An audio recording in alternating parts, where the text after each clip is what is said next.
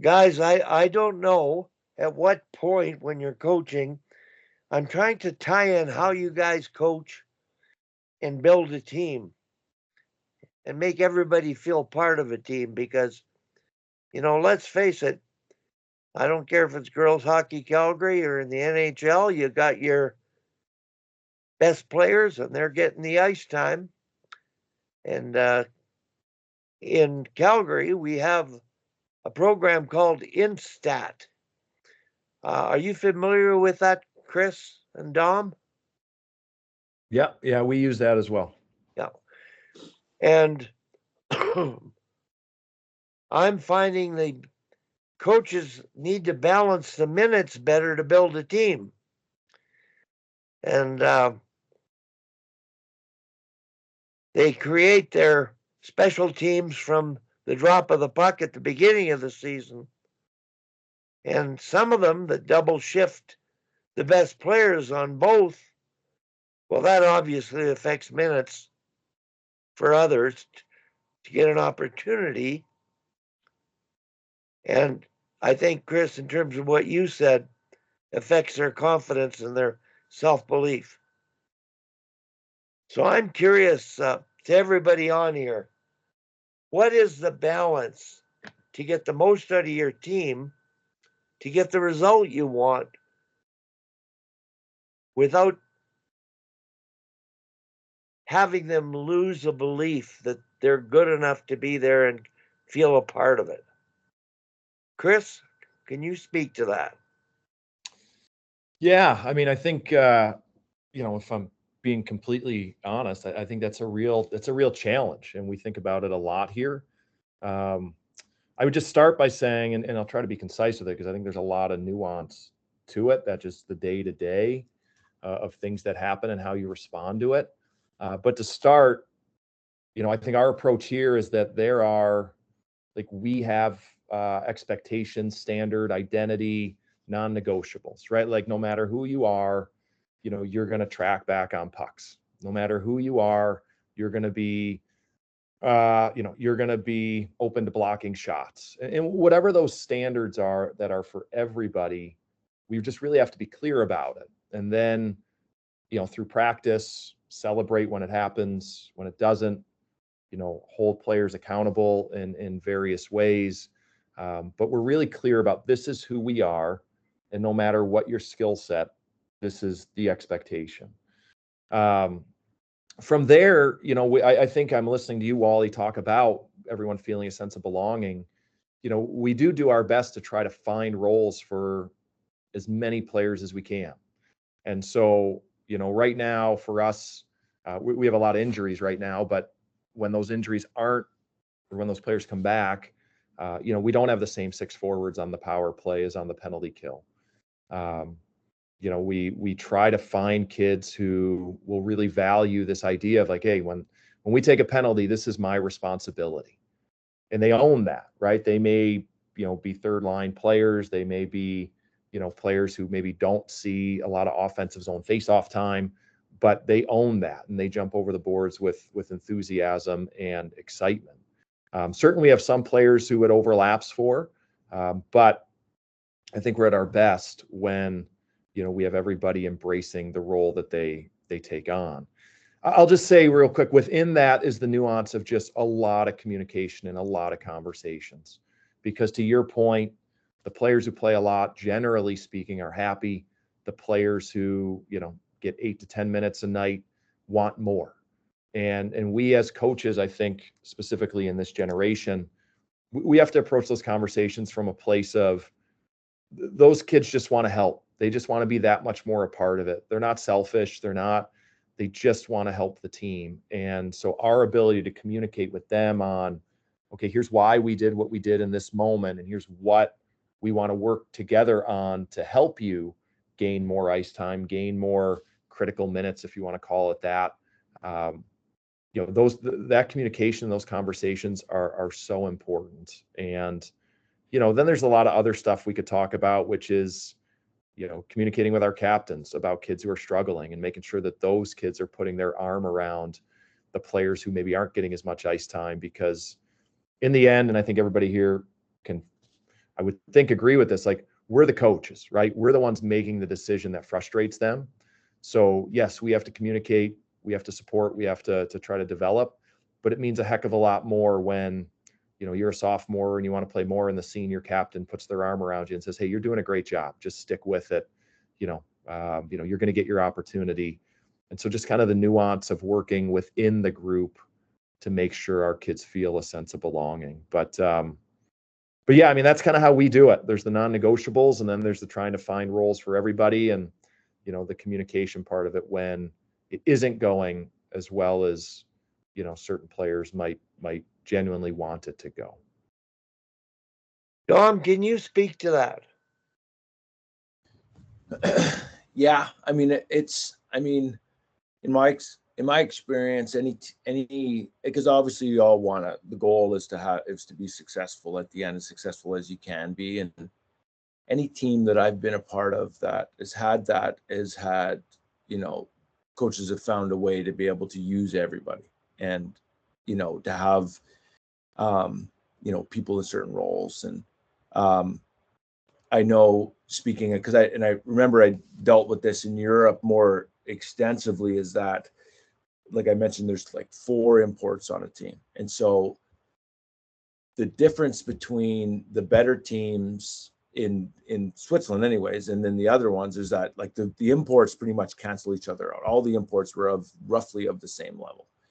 And the teams that were, able to have success were the ones that were be able to have, quote unquote, the rest to be able to contribute. And I remember playing on one team where they just played like the imports to, and it was like we couldn't even 20 minutes on the big sheet is ridiculous. And we were playing, over 20 minutes every game. And I remember playing against, and because in a lot of the imports, there are a lot of North American guys. So there's a lot of Canadian guys that were there, and we would, the imports would talk after games. And so I remember one of the games, we played one of the top teams, and, they beat us. I don't know what it was. It was a close game. They ended up winning. And, obviously we were, we were upset we lost. And I remember going and talking with some of these guys after the game, and they were like, oh, geez, I wish I played as much as you did. And I remember thinking at the time and thinking, I wouldn't care. I would play 3 minutes less if I was able to win. And so, again, like it was all, so I take that and with my teams, and I think to myself, I'm like, of course the top, for the most part, the top players, they always want to go out. They're always ready to go over the wall and be able to to be able to play first power play, port and face off, port and this, port and that. But your best players at 85 or 90% are going to be better when they're at 85, 90%, but when they're at 70, 75%, because they're taxed, right? And so, the challenge obviously is there's, a lot of times there's a big discrepancy in your ability with on your team, and you're trying to figure out ways to be able to, put better play, get those players together. But to a fault, I think a lot of times I will try to play some of the other players more to try to get their level up, because I had massive blowback from parents. I remember, we've had there's one time we had a power, and it was like a rival, like this, like one of the teams that a lot of the girls have played with growing up, and we had a game against, and it was earlier in the season, and we had a power play, and I didn't load up the power play, right? I put in, certain players, and like it was basically they just did, down and backs, right? Like every time they came in, they couldn't get entry, they couldn't get set up, they couldn't everything. And after the game, one of the parents like, well, why don't you put the best players together? We needed a goal. Why don't you put the best players together? And my thought was, I'm like, yeah, I guess I could have to win this particular game. And truth be told, I've done it before, right? I've done it before where I stack the best players out, and they go out, they get scored against, they get a goal against, they get a shorthanded goal against them. And now not only are, you lose the game, but then now you've lost the trust and the confidence of the players. They're like, well, I'm not good enough to go out, for the last. And so, I try, and again, it's not always the easiest thing to do, is trying to get everyone in with to get them feeling a part of it. But I try, whether it's trying to, put the strength through the middle of the ice. I mean, you guys have all done it. Put your strength through the middle of the ice with the center, or you put pairs together and you've got one other player again. But yeah, I just definitely, I tried to the best of my ability to get everyone playing as much as they can over the course of the, in all situations. And if we're losing with that, then try to manage it from that, as opposed to trying to load up, the one. But it's obviously different, right? Like, it's different at our level than it is at the collegiate level than it is, right? Because there's different pressures, right? And so I'm still trying to figure it out. I guess the long and the short of it is still trying to figure out what the best way it is to go about it. I just think that in my experience of winning, because that's ultimately the goal is of winning, the best way to accomplish that is to try to be able to get everyone involved and try to get them all contributing in a way, but again, nothing earth shattering there, I don't think. Well, Chris, I just wanted to make the point that girls hockey Calgary, before I get back to minor hockey, I'll go to our national team, women's team. I coached at Salt Lake City in 2002. I would not have taken the job because I told the CEO, Tom Rennie, I won't take the job unless we roll the lines the first half and create roles the second, and we don't duplicate people on both roles. Because we were the best team in the world. And I know that in Nagano we lost to the States. It wasn't about bench management as it was about fitness. The Americans centralized and trained for 18 months. We trained for 4. So Hockey Canada got it right, earlier centralization. Now you got pro leagues. Who knows where the women's going to go? Who knows how many of your players are going to aspire to play pro hockey? Maybe they'll go to Europe. There's great opportunities for them. But in terms of bench management, Tom Malloy went through something last year. He was managing the bench by rolling the lines the first half, and I thought everything was hunky-dory. And he was doing very well, but not good enough. And the parent email at the halfway point was something I could not believe.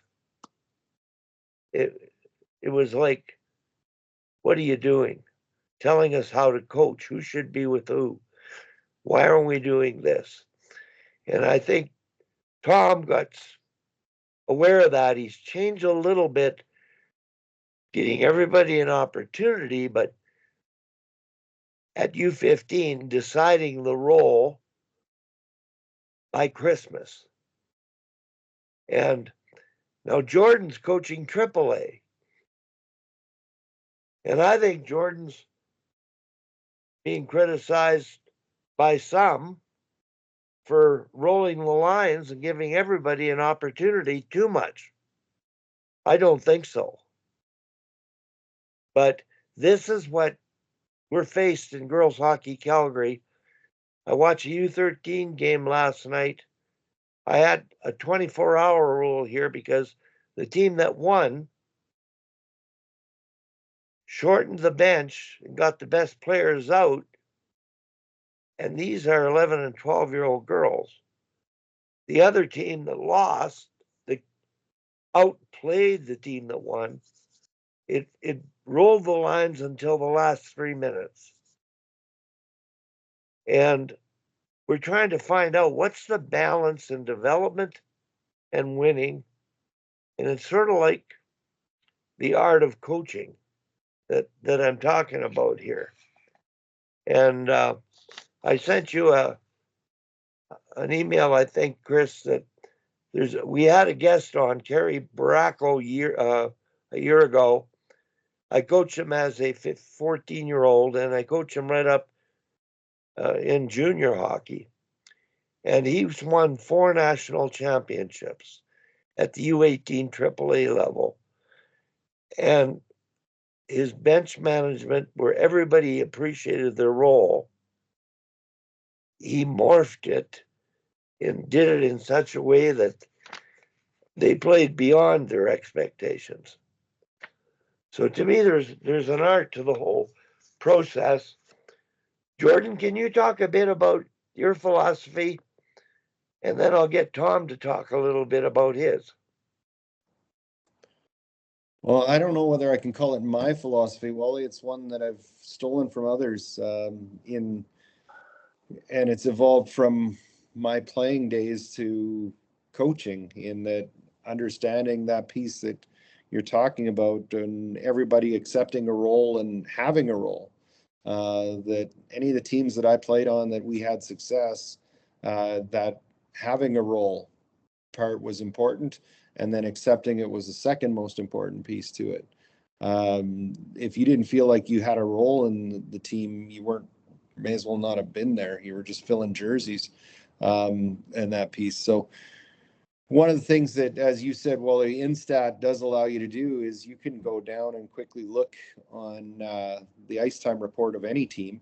And the one thing I look at for teams is if players are playing power play time or penalty kill time, are they all getting some of it, one or the other?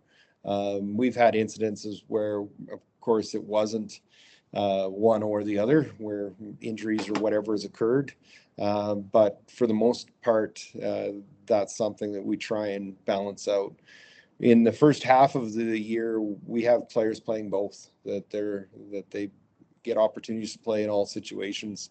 And it is one that's closer to what you call rolling lines, but I call it bench management, because of course you're also getting the opportunity to move players around in those situations. It's just not necessarily next kids up.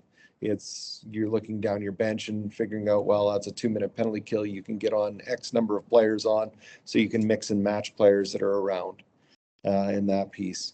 Way it's evolving for me though, Wally, is next year I'm going to look at it as being a little bit different in putting together power play units and penalty kill units early on, and changing probably every 5 to 7 games. So the kids will still get the opportunity in those 2 different roles, but that they'll be in it as specific units, not just with their own line combinations necessarily, and getting them an opportunity to look at it differently that way. And part of it is for the focus side of things. So you're focusing only on power play or focusing only on penalty kill for that little bit of time is probably part of it. And then the other part is it may combat the optics, because Chris, I'm sure that you have overly involved parents like Dom that you don't want to have around the rink, but it's I'm kidding, of course, but the balancing the parent piece, where they will criticize and saying that, oh, you don't have a power play or you don't have a penalty kill. Well, just because all kids are getting the opportunity to play it doesn't mean that you haven't taught them some power play structure or have expectations for them on the penalty kill with how you want them to play. It's that you're teaching the entire team rather than 1 or 2 specific units of kids. So that's where things are evolving for me, Wally.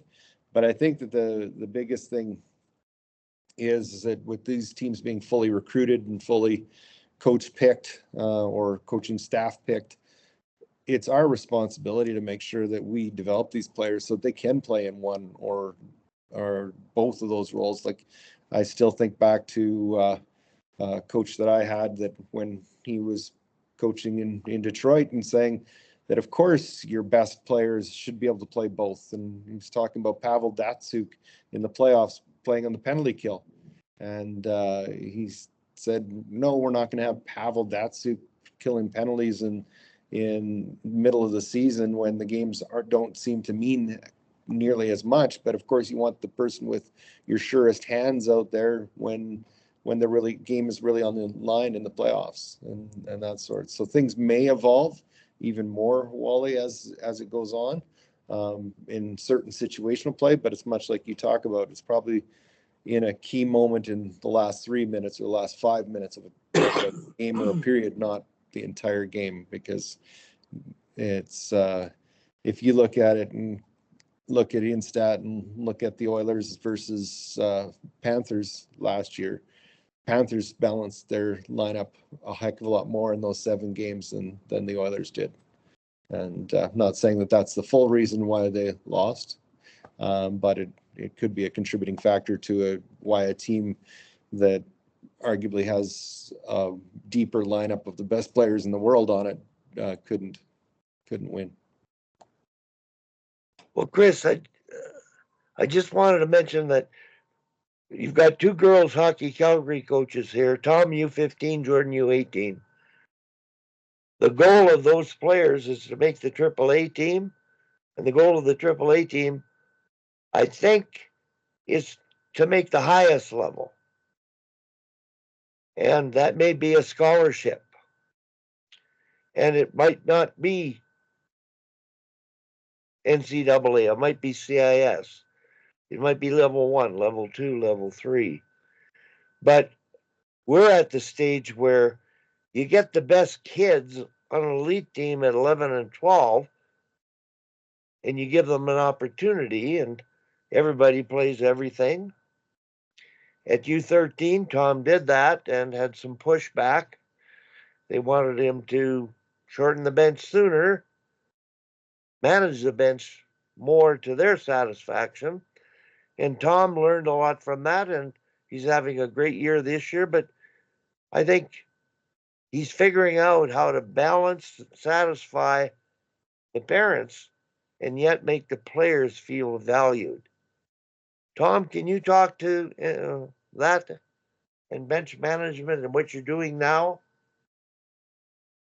Well, for us, there was a big change when they're allowed 18 skaters, 20 players.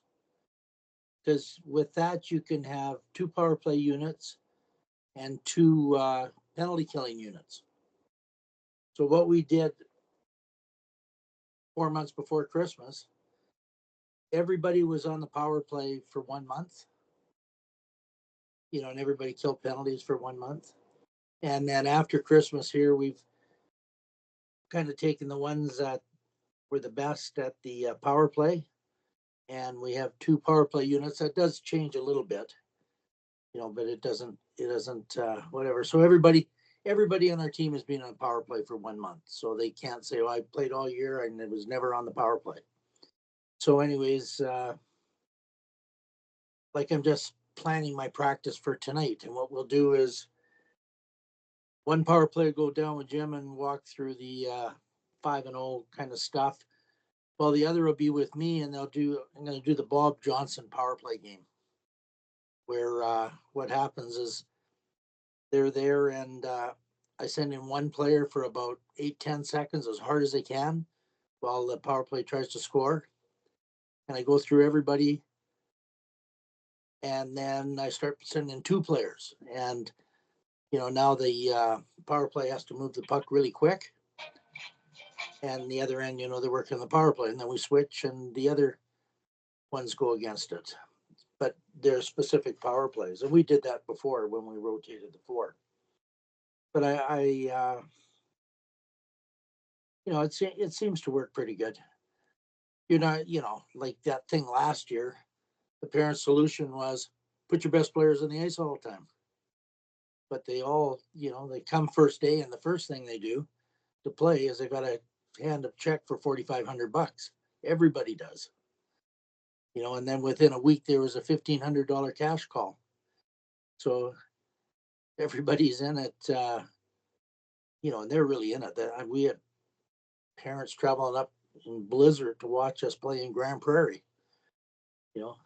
And so anyways, we've given everybody a chance to do it. We've taught the stuff to everybody, and everybody is on either power play or penalty kill. So our challenge now is to make sure they can all do each really well. Chris, I've got a question. A question here, and I'm not sure. Like, I work with the national team, so I thought every elite player wanted to play in the national team. And obviously, if you want to play in the national team, you want to play university hockey at the best level that you can. And so back in my day, most of the players, and probably 95% or 90%, went to NCAA Division I. Now there are players playing CIS hockey here. And many of our players are going to go to Division III. Some are going to go to colleges here, and some are going to make university teams here. The the ones that get to go to the NCAA, they seem to be going to prep schools more often than staying with our program and letting nature take its course. So I'm really curious, at your level, you've got highly motivated girls. And it sounds like they're not only motivated athletically, they're motivated academically. But how many of them want to play at a higher level yet? Meaning go on and play pro? Go on and play pro. And with the new NCAA rules, are any of them able to jump ship and go to Division I if they're good enough? Yeah, a couple questions in that. I think that it's interesting because I think that when they get here, we're recruiting kids who are very passionate about the game and, to your point, about really everything that they do. And so I think if you were to ask our first years, our sophomores, I mean, our older kids too, but they would be all about, if I have an opportunity to play pro and keep playing, that's something that I'd like to do. I do think that over time, with their academics and their studies and they start to get more ingrained in whatever they see as a career for themselves, maybe, that dream wanes a little bit. But it's not that their passion for the game doesn't wane. Their love of the game, their love of coming to the rink, being a great teammate, that stays. But they just start to say, hey, I think this is what I want to do with my life. But we've had 2 players over the years go on and play pro, which I think is a fair amount from the Division III level in the NCAA. And so opportunities are there if they want to continue to do that and their ability allows them to. The second question, yeah, I mean, that's tricky, right? Like, I'm pretty old school. I think that when you commit to something and to a group and to a family and, you're really dedicated day in and day out, that it is a 4-year experience. But yeah, with the way that society's adapted and the transfer portal, certainly we have conversations in Division III as coaches when we're on the road, and there's differing views. Like, I take the view of, like, I don't think Nazareth should be a stopover for someone to take a couple of years and then maybe go play Division I, because I think we put our heart into what we do and we're dedicated to it. And I want people who are equally dedicated. But the nature of the game is that, that has happened, and I don't know, it likely will happen more. I just have a hard time, Wally. I just have a hard time believing that you can be all in if you even have, a couple toes out the door and you're kind of dipping your toe into the transfer portal waters. I know that's old school, and I know that, likely over time I'll need to adapt. But and I do understand, like, hey, like, that's their goal. And, I don't know, maybe Division III is becoming a stepping stone.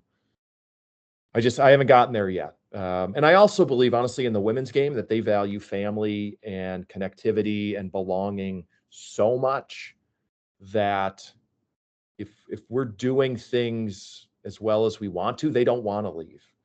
They want to be a part of it, and they love being around their teammates and family members and competing for each other. So, yeah, I don't know if that's an answer per se, but I do see it more and more, and like I just don't love it. Like I mean, I don't know. We put our heart into what we do here, and I shouldn't take it personally, but I kind of do, because we love these kids and we want them to succeed, and we'll do anything to help them. When I scouted for the national team and we ran under 18 camps, I was the director of player and coach development relative to creating people and picking people and creating curriculum to develop coaches and players. And parents would come up to me and ask for advice about which school they should go to. So along your lines, my first answer was, well, what do they want to do when they're done hockey? And not many kids think about that. But I'm not sure if you ask that question in an interview, whether they're mature enough to appreciate the fact you're going to work for a living someday. And you may not accomplish your dream. And the message that we try to give elite athletes is go for your dream, but remember, after the dream is or isn't, you return to the society and the days that we are putting in working for a living. Absolutely. I mean, I think, and Dom is in this position now, I feel like, with the age group, and I've experienced it coaching prep school and then at Selects Academy, is right. I don't think as a coach you ever want to squash a kid's dream, right? Like, you want kids to strive for their ultimate goals, yet then it's our responsibility to gently kind of make sure we've got backup plans, make sure that we've had conversations about, what can be next if this doesn't happen. But when I started in prep school, I would be like the realistic guy. I was like, hey, I just don't see as a Division I player. And in the end, it doesn't help, right? Because although we think we're being direct and maybe we're covering ourselves and we're saying, well, I told you this, it really deflates them. And so there is a balance, and there is an art to being able to authentically push kids and support them in their goals, but then also, see the forest from the trees and what might be, and being to help them to prepare for that as well, if and when that time comes. Well said, Chris. Any comments from anybody? Dom? Jordan? Any thoughts, Jordan, in terms of what everybody said and what you've said? Because these are young people playing hockey with high aspirations. And it gets back to the question of why are we coaching them? And I think the why has to align with the how of what we're doing it. So. Yeah, well, I just think that the biggest thing is to keep that developmental vein in mind at all times. And I know it is very difficult, and I used to fall into the trappings of it too, and I still do at times, to do with concerning myself with the outcome. And I had a great reminder of it on Saturday, where we got our hats handed to us pretty hard, and I don't think it had anything to do with the preparation that went on the week prior. It's just one of those games where we didn't play very well, and we made mistakes that we hadn't made in months, and it did change how we focused on preparation this week a little bit. We had a bounce back game the following day, played considerably better and took the team that's ranked number 2 in the country, if you believe that my hockey ranking stuff, but took them to a 4-3 game where I think we could have won that one. But it's one of those pieces that making sure that developmental piece is at the core of everything we do. And then the other piece with it is that in thinking about the whole piece of what Tom was talking about with parents and that, I have reminded them at times that what would you feel like if a teacher decided in a classroom that they were only going to focus in on the top students? Even though everybody, if you said that they were placed in that classroom because they were all relatively close in ability. But we were only going to concentrate on providing minutes to those kids that we felt were probably going to be able to go on to the next level right at that moment in time. And you and I had that conversation last night, Wally, that even as close as this past spring and even this past fall when we were finalizing the selection of our team, that there are players that are vastly exceeding expectations from what I had of them, that they've just blossomed over this season. And there are some that maybe aren't quite exactly what we'd expected, but they're still coming along. And there's no players on our roster that I would say have regressed. I think that there might be some parents that may believe that because their point totals aren't the same as they were in a lower level. But the transition, what they're finding is it's a lot different. It's a big jump going from U15 to U18 AAA, or even from U18 AA to U18 AAA. That the biggest learning that they've done this year is the understanding that when you make a mistake at this level, you're usually fishing it out from the back of your net. Whereas in the previous level, they could make some of those mistakes and probably could get by. But in this level, if you make one of those fatal mistakes, and what Kerry Bracco used to talk about with the turnover rule, that usually between 4 to 6 seconds after you turn a puck over, it's going on your goal. So you better fight to get back to where that you can defend that. That's what's happening. So it's the learning that's going on is lots, but it's one of those pieces that, we're trying to develop all 20. Whether we'll be able to get the 5, we're hoping to be able to get the 5 graduating players to a home to continue their playing days.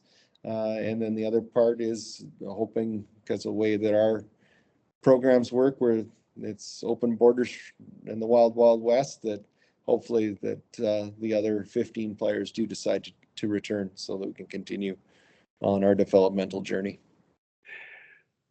So, Chris, the problem Jordan has is some of his very best players are going to jump ship. He can't prevent it. And last year he had 2 players go to the other AAA team that he coached them in AA. And I thought, loyalty should be pretty important there. When you coach somebody and invest your time and energy, heart and soul to them, I think there's some value in that. And that's an aspect of consciousness, of being conscientious, honest, and trust and respect that you have to achieve anything in any organization, team, or group. So I've got one. I want to ask a technical question here. I want to close with this particular topic. And Chris, when you texted me, you said you were planning practice. Tom already talked a bit about his practice tonight.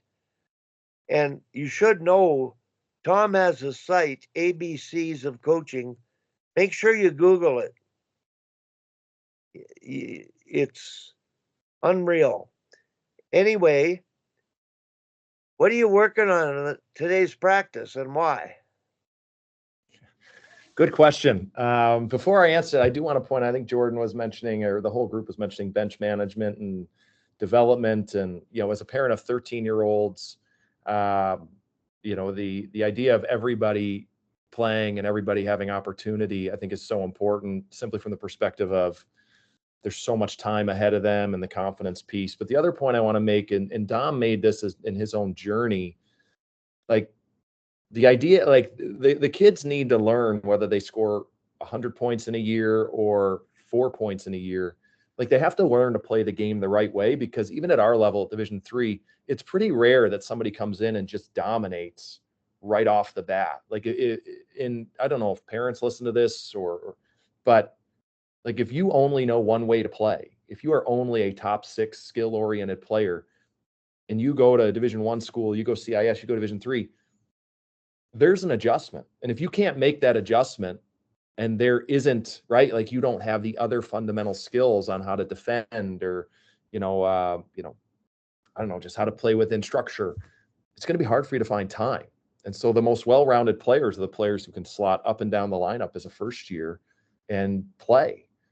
So I think that idea of, like, the development piece that you're talking about, obviously preaching to the choir, I think that's it's vital for their transition to college.